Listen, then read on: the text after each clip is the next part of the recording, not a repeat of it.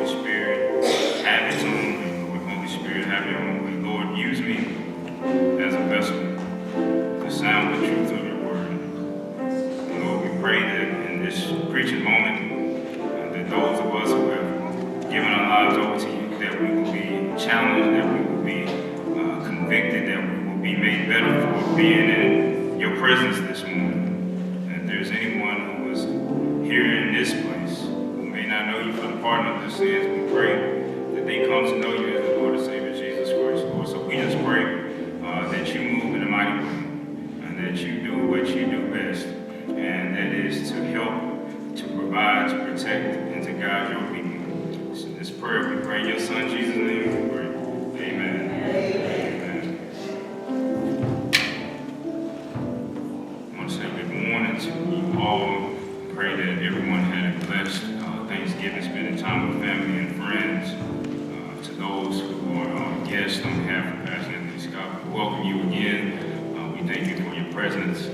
Thank you for visiting with us. We pray that we will see you again in the future. It's just good to be here in the presence of God. It's good to be in the house of God. Always good to be in His presence. So we just thank you. We just thank God for what He's doing in our lives and what He is going to do in the future. If you would, I ask that you would stand with me and turn to the book of Psalms. I ask that you turn with me to the 137th number of the Psalm. I thank Pastor Scott in his absence for allowing me this preaching opportunity.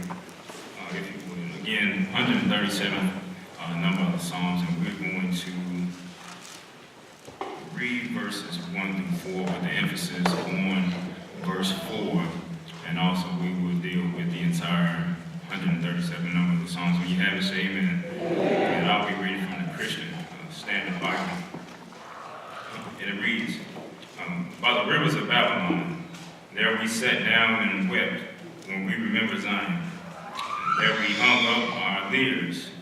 In some of your translations, may say harps on the poplar trees. For our captors there asked us for songs, and our tormentors for rejoicing. Sing us one of the songs of Zion.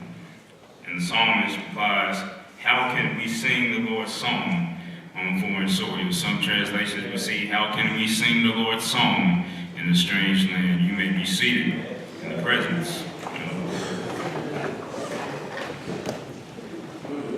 For a few moments, a few minutes, as we take the Lord's word together, I'm going to preach from the subject, living in key when life is out of tune. Living in key when life is out of tune. For the better part of a year or so, and many of the sermons Pastor Scott has reminded us of this dangerous and this disturbing truth about mankind. That disturbing truth is that in spite of all the advancements that we have made as a people in technology and medicine, in arithmetic, agriculture, and many other areas of life, we as humanity have fallen short in one area. We have not mastered how to behave. And with much evidence, Pastor Scott has pointed out that while everything around us has evolved and or improved to some extent, we as people have gotten worse.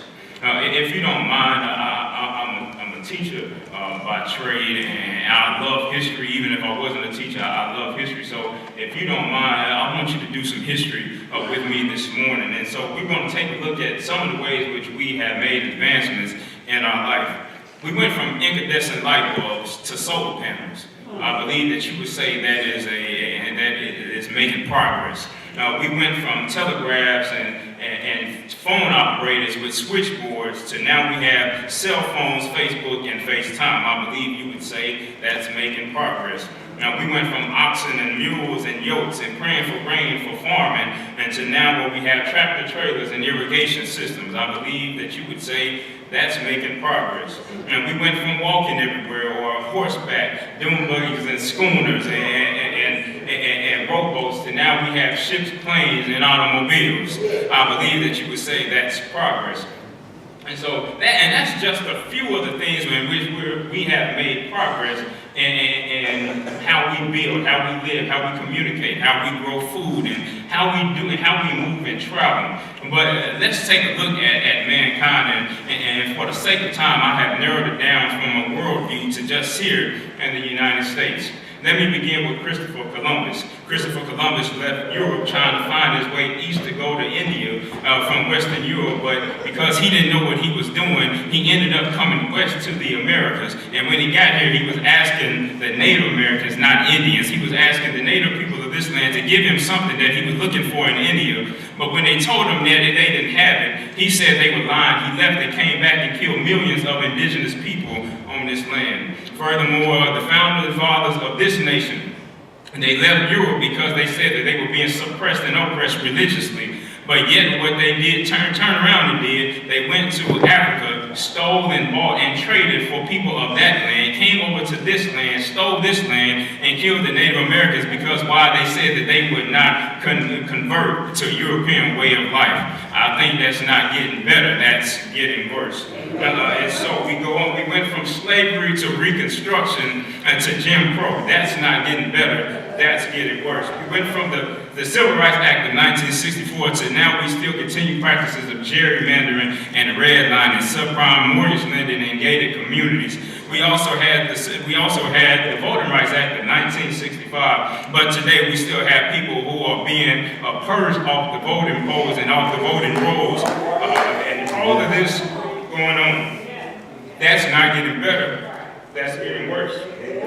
Children now go to school more worried about whether someone's going to put a bullet in their head than them putting knowledge in their head. Black and brown people go to church, go to mosque, and now they have to worry about some of our sick white brothers and sisters coming in to shoot up the place because they don't like the way that you look, or they don't like the way that you worship.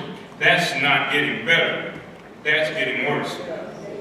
People who advocated for the Second Amendment and gun rights, they said nothing when a boy who was playing in the park with a toy gun was shot and killed by a police officer. That's not getting better, that's getting worse. BJ, and matter of fact, many of you grew up at a time where you were told, don't be in a certain place at a certain time. They told you, you stay on this side of the tracks, or you stay on this side of the street. But yet, nowadays, we got people who can't live in their own apartments without some officer coming into the building saying, you don't live here, and you're shot and killed in your own apartment. We got people who are calling the police on black and brown people because they want to barbecue in parks, or they want to sleep in common areas of dorm rooms that they paid for. We haven't got better, we got worse. And most of all, we went from having an educated, well-spoken, well-mannered, caring, loving. Yeah, he made some mistakes, but he did his best. President, but because of some of our brothers and sisters of a different complexion didn't like the way that he looked, we put in a bigot, racist, sexual assaulting, hating president in the White House. We haven't gotten better. We've gotten worse. And to top it all off, just about everybody in his administration, they lie all the time. They know they lie all the time. And the problem is they don't care that they lie all the time. I'll put it to you, maybe some words that you can understand. I was watching The Wizard of Oz last night, and Dorothy asked the Scarecrow, well, how can you talk if you don't have a brain? And the Scarecrow replied, well, these days there's a lot of people without brains who do a whole lot of talking. We haven't gotten better, we've gotten worse. So what do we do in the midst of all this? And on top of everything that going on around you, you'd probably say, Reverend Davis, that's a great list of things of how we gotten worse, but I don't need to watch the news. I don't need politics to see the bad things going on around me. I got things going on in my own life. I got health issues. I got family issues. I got school. I got jobs. I got bills. I got kids in school. I got all of these things going on in my life. And if you're like me, sometimes you're probably sitting there wondering, how in the world am I going to make it? How am I going to survive in this strange and dark and seemingly foreign place? That wasn't always so good. They say make America great again, but there's hard times to see when America was truly great for certain people of certain complexions, but that's another story for another day. And so if you haven't asked yourself these questions, if there has been no room for doubt, or if you've never had doubts about how you were going to make it, if you never had fears, or you never wanted to question the Lord about what he was doing, please inform the rest of us on the recipe so we can get this thing right this morning. So if you're like me and if you're like the psalmist, there is some point in your life, whether you did it before, whether you're doing it now, or you will do it later, that you ask yourself, how can I sing the Lord's song in a strange land? How can I sing the Lord's song in a strange land? How can I live out the truth of God's life when all of this is going on around me? The 137th number of the Psalms is the psalmist looking retrospectively back at the tribe of Judah's earlier days in exile in Babylon. It is a communal lament. It is an outpouring of weeping and sorrow by this tribe. Not only are they so desperately wanting to go back to Jerusalem, but there's nothing for them to return to.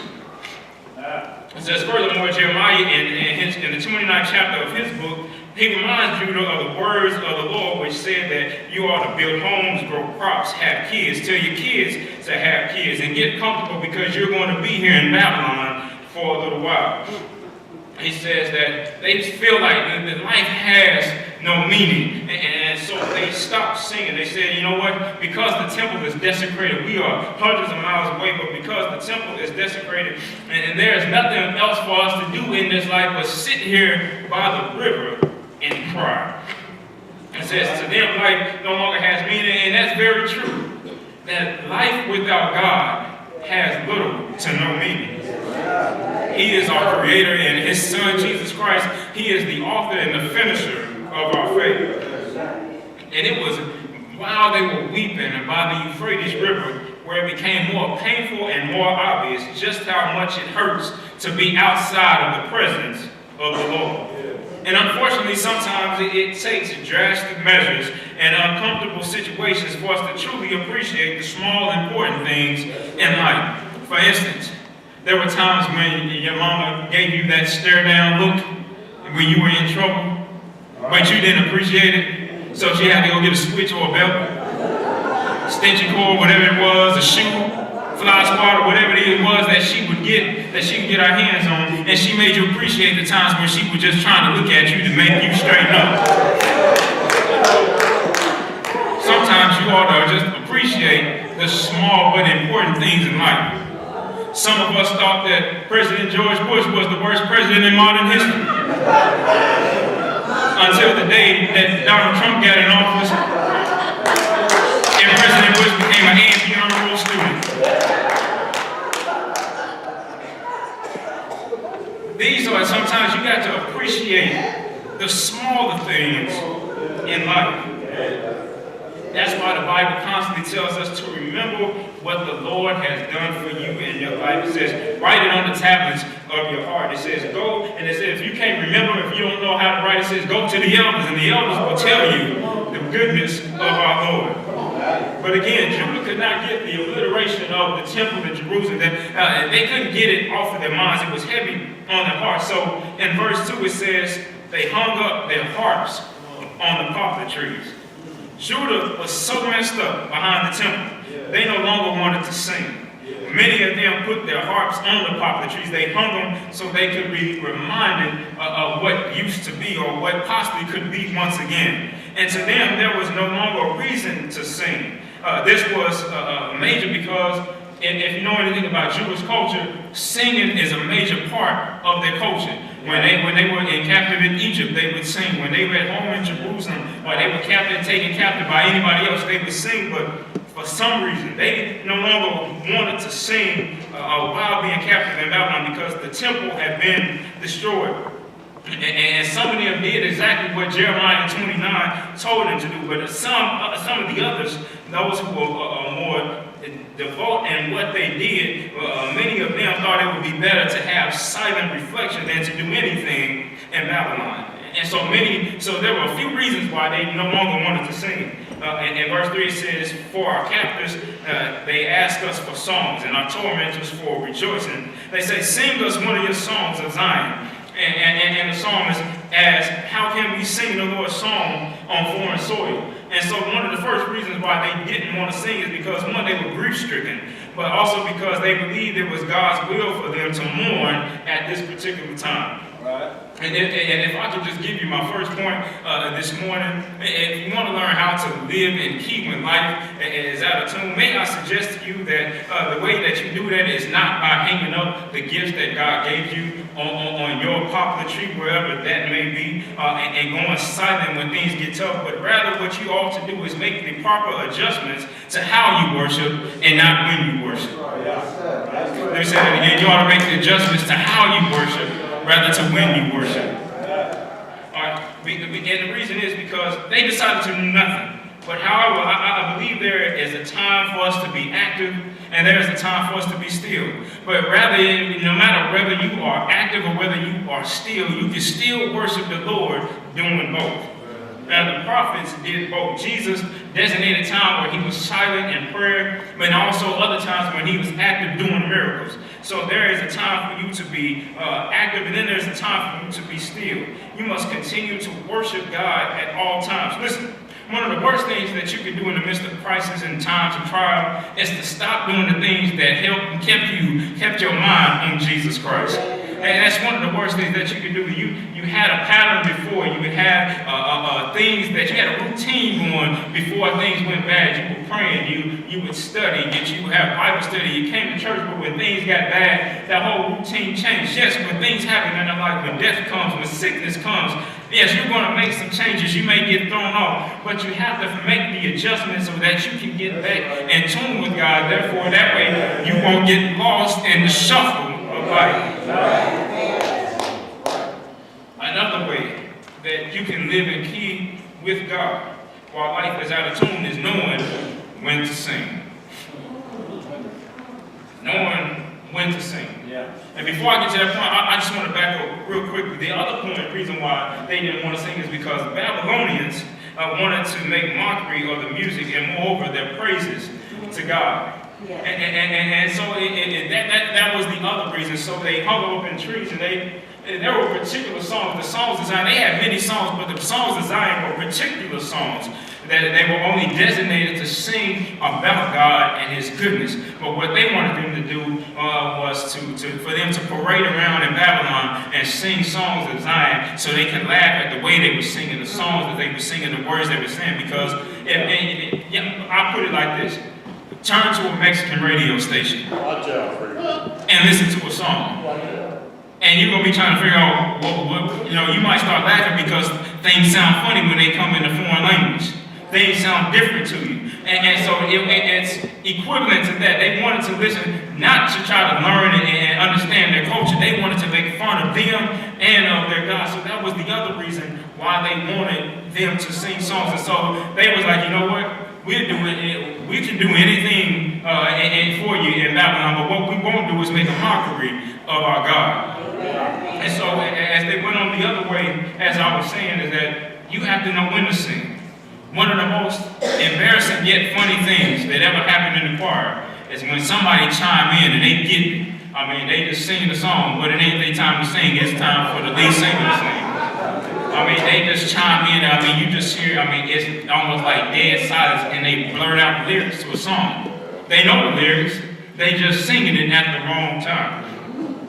And so, as to the Babylonians, they wanted to make mockery of the songs of Zion, and some things you just don't entertain. The Bible says that you don't cast your pearls to the swine. And so these songs were particularly for God, to sing about God and what God had done for them. And the Babylonians knew that by asking them to sing songs of Zion when they were mad, while they were upset, and knowing that these songs were made particularly for worshiping God, they knew that would make them mad even more. Now, many of you have read the story of the young man from ORU who was recently killed because he was doing missionary work and he was trying to go to this island, this isolated island with these indigenous people who had for centuries said they no longer wanted to have nothing to do with developing times, and they want to stay within themselves. They don't want to deal with Western culture, Eastern culture. They wanted to be to themselves. And this young man went. He knew that it was illegal, and he knew that the island was off limits, but yet he went anyway. Now, what was disturbing is that some people were calling him names, and they were making fun of the fact that he died. And I'm not here to make fun of the fact that he died, but even the Bible tells us that there are some things that you just got to shake off. There are sometimes you got to understand, everybody don't want to hear the message. Everybody don't want to hear Jesus Christ. Everybody don't want to hear, they don't want to hear the truth about that there is a hell, there is a reality being separated from the love of God. They don't want to hear the message, and that's okay, because Jesus said when you go into the town, people who want to shut the door on you, he said, shake the dust off your feet and just keep on moving. We have to realize that, hey, you know what? There's some people don't want to hear Jesus, and that's perfectly fine. They have to deal with the consequences of their actions, and so we have to continue to push forward. And also to live in the key. Live in key and live in God means that you have to press through the mockery and the ridicule that is going to come your way. For some reason, I don't understand us as people. This is one of the ways that we have gotten worse, is that we love to sit back and watch people in dangerous situations just to see if they can make it out.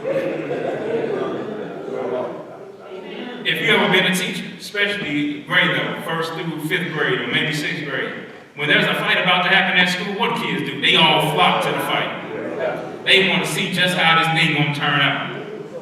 Drama, when there's something going on at work, we eavesdrop because we want to hear what's going on, what's about to be said. Is this person going to be fired? Is somebody going to get cussed out today? What's going on? We want to know these things. And it amazes me how we love to sit, and don't let it be somebody we don't like. Don't let it be somebody we don't like. We hoping that it goes wrong. We hoping they get fired. We hoping that they get cussed out. We hoping that they get sick. We hoping that bad things happen because we revel in people's misery for some strange reason. That's one of the ways that we have gotten worse. And I don't understand it, but it seems the fact that we love it. When confrontations happen, we want to see if people can get their way, maneuver their way out of certain things. And it's the same thing here, because we have a peculiar belief in a God that's not physically able to be touched, because we believe in a Jesus Christ who was said to be born of a Virgin Mary, who lived and who died for the sins of all mankind, and yet is raised from the dead and is coming back. People look at us strange. John Adams said this while he was the Vice President of the United States. He said this about being president. He says, the president is the object of all eyes and the subject of all conversation. I'm going to say that again. You are the subject of all eyes. You are the object of all eyes and the subject of all conversation. Meaning everything is hinged on you. When things go good in the country, the president gets credit. When things go bad in the country, the president takes the blame. And it's the same thing for we as Christians, because we have this peculiar belief in Jesus Christ. People are constantly watching us. No matter what you do, you can do good or you can do bad. It can be big or it can be small. People are constantly watching you to try to see if you can make it out of bad situations, such as the one as the Israelites or the tribe of Judah is in here in Psalms 137. They ask themselves, how do we sing the Lord's song in this strange land? People are trying to figure out, are we still going to be able to sing the Lord's song when things come our way, when bad things are happening to us, when the people don't want to hear the gospel anymore, when the church pews are getting emptier and emptier? Will you still be able to sing the Lord's song? The next thing that you must do if you're trying to live and keep when life is out of tune is to never forget the Lord. Sounds easy, doesn't it? Sounds real easy. Never forget the Lord. Verse 5 and 6, it says, if I forget you, Jerusalem, May my right hand forget its skill. May my tongue stick to the roof of my mouth if I don't remember you. If I do not exalt Jerusalem as my greatest joy. We often sing a lot of songs. The joy of the Lord is the strength of my heart. We sing these songs about how good God makes us feel, how much we love God. But it sounds easy, but you can remember times when you forgot about God. Yeah. Things were going good, money in your pocket, no issues going on with your body, you're fine, everything is going well. And you forgot about the Lord. It's easy to forget about the Lord when things are going well. But in times of trouble, we know that we can't make it without Him. So if we know that we can't make it without Him, why do we pretend like we can when things are good? The psalmist says, if I forget Jerusalem, and this was his response, like, if I forget Jerusalem, I hope I become paralyzed. If I forget Jerusalem, I hope I can't talk no more. If I forget Jerusalem, I hope I can't walk anymore. Why would the psalmist say something crazy like that? Well, because he understands that if it had not been for the Lord, he wouldn't have no hands. If it wasn't for the Lord, he wouldn't be able to talk. If it wasn't for the Lord, he wouldn't be able to write the 137 other songs. So he realizes that if I can't proclaim Jesus as my Lord and Savior, if I'm too afraid to say that, Lord, you are my God, you are my refuge, you are my strength, then I don't deserve the small blessings of my hands. I don't deserve the small blessings of being able to see, being able to speak, being able to move my limbs. He says, I don't deserve it. So if you're trying to live in tune with God, when life all around you is bent out of shape, then you ought not forget the small blessings of the Lord. Because I believe we can all remember some broken promises that we have made to the Lord. Lord, if you get me out of this situation, I'll do this. And Lord, if you just come through for me one more time, I'll do that. I'll be here next time. And when God does it, he still doesn't get his praise. He still doesn't get the glory that is due unto him. So we have to remember the Lord. And last but not least, you have to remember that God will always keep his promise. In verses 7, 8, and 9, some of the language may be very disturbing to you. And if we read it together, it says, remember, Lord, what the Edomites said the day at Jerusalem. Destroy it. Destroy it down to its foundations. Daughter of Babylon, doomed to destruction. Happy is the one who pays you back what you have done to us. Happy is he who takes your little ones and dashes them against the stone.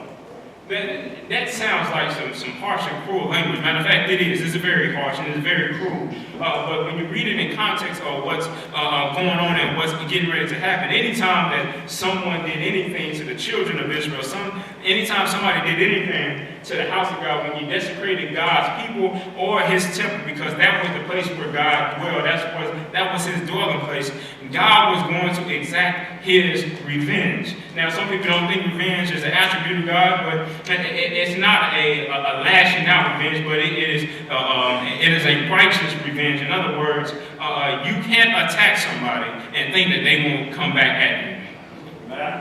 God is going to protect his kingdom. God is going to protect his word. He's going to protect his statutes. And God has a threefold promise. He said he will always provide, protect, and guide his people.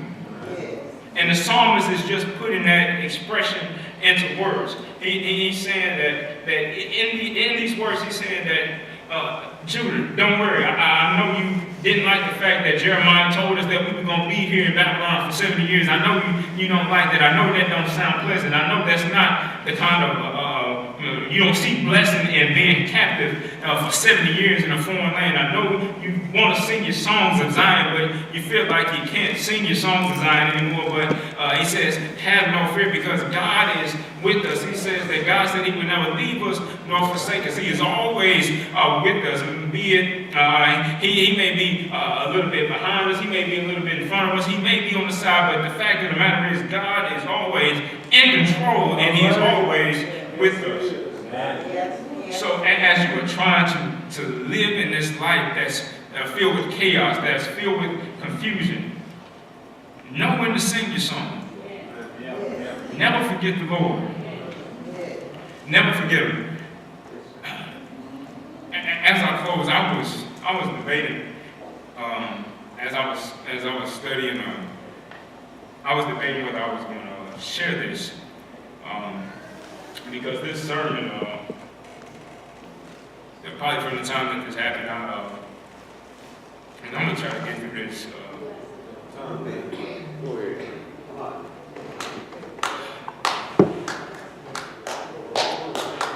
I'm going to try to get through this without sermon. But if I do, I'll be all right.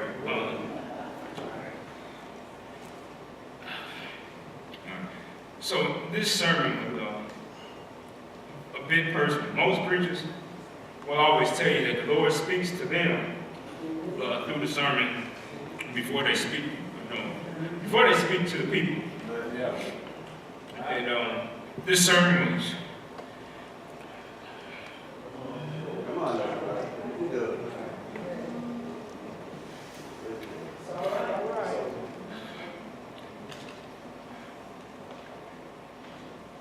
This sermon was personal for many reasons. And one of the reasons was because during the week of the fair, family tradition, me and my parents, some of my cousins, my auntie and uncle, we normally go to the fair first day. We don't get on rides. All we do is walk around, laugh at people, eat, and just enjoy each other's company. And so I went home, I was sitting in my car, I was looking up some homework for one of my students whose auntie had called me and said, can I find some work for him? And on that night, I was robbed at gunpoint.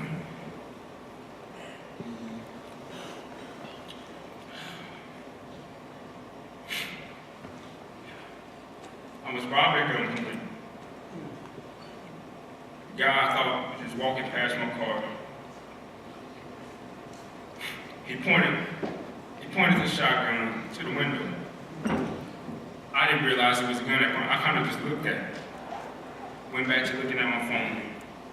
He walked back to the car that had blocked me in, got a hoodie, put it over his face. Came back, put the shotgun to the window. I got out the car. His partner got in. He walked around, put the gun about an inch from my face. I had to walk to him to get out of his way for them to steal my car. So, luckily, I got away, took off running, praying the whole time, don't shoot me in my back. And I was sitting there the whole time, wondering, if this was it for me.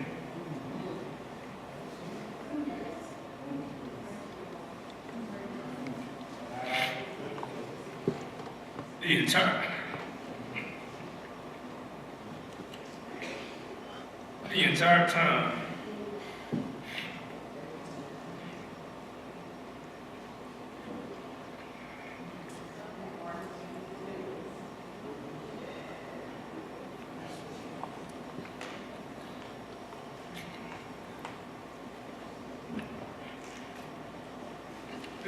entire time, this scripture was playing over and over in my head.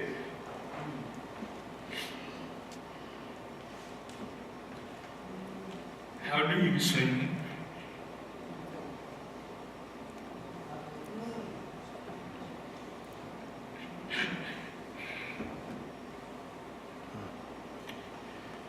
How do you sing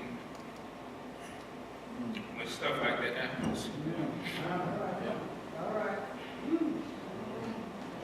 How do you continue to trust in the Lord when certain dramatic experiences happen? The men of Pastor Scott asked me to preach this Sunday, I knew exactly where I was coming from.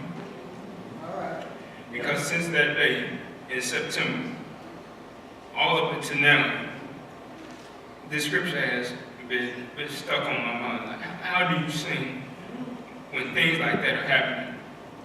And it's been a struggle at times to sleep,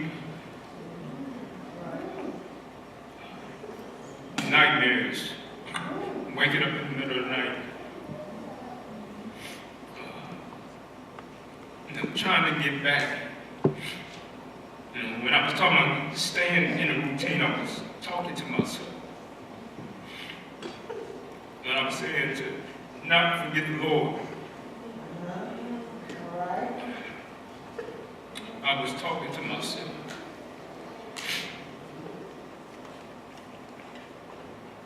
And I keep asking myself, even still, how do you sing the Lord's song? Yeah. In a strange land. Yeah. And while I was studying, another song came to me. It's a theme song from one of the best TV shows I say that ever put out. And the lyrics go a little something like this. Good times. Anytime you meet a parent. Good times. Anytime you meet a friend. Good times. Anytime you're out from under, not getting hassled and not getting hustled, keeping your head above water and making a way when you can. But those are some good days. But they said when you have temporary layoff, it's still a good time. Easy credit rip-off, it's still a good time. You're scratching and surviving, it's still a good time. You're hanging in the child line, it's a good time. They said, ain't we lucky we got it? Good times. I can continue singing because be it good or be it bad, the Bible says that all things work together for the good of them who love God and are called according to his purpose. Maybe you've never seen good times, I don't know. But so there was another song that came to my mind. And the song says, we are often tossed and driven on a restless sea of time. Summer skies and highly tempered also see the bright sunshine in that land of perfect day. After the mist of this earth has rolled away, we will understand it better. By and by. Oh, by and by. When the morning comes, when all the saints of God are gathered home, so we'll be able to tell the story of how we overcome sickness, how we overcome depression, how we overcome stress, how we overcome sickness and death, how we overcome all these issues in this life. And we may not understand it now, but we will understand it better. By and by, and we can understand it a little bit better now because we have a Savior in Jesus Christ who understood that we couldn't make it on our own, so he came through 42 generations and he lived among us. He dwelt among us. And the Gospel of John says the Word became flesh and he dwelt among us. And he taught us his Word, how to live out the true meaning of his Word. He died on the cross for things that he did not do. He didn't just die, he was murdered. He was falsely accused. He was falsely hung on the cross for you and for me. But even though he knew that he wasn't guilty, he stayed there. Yes, sir. He came off the cross. They put him in a tomb. But he rose on the third day. And the good thing is that he's not going to leave us here, that he's coming back. And so no, every day won't be a good day. But every day with Jesus is a good time. We might not understand everything that's going on in life. We might not like everything going on in life. We might not like the fact that Donald Trump is still president of the United States. We might not like the fact that in some of our jobs we're not getting paid adequately. We might not like the fact that certain things are going on in our life.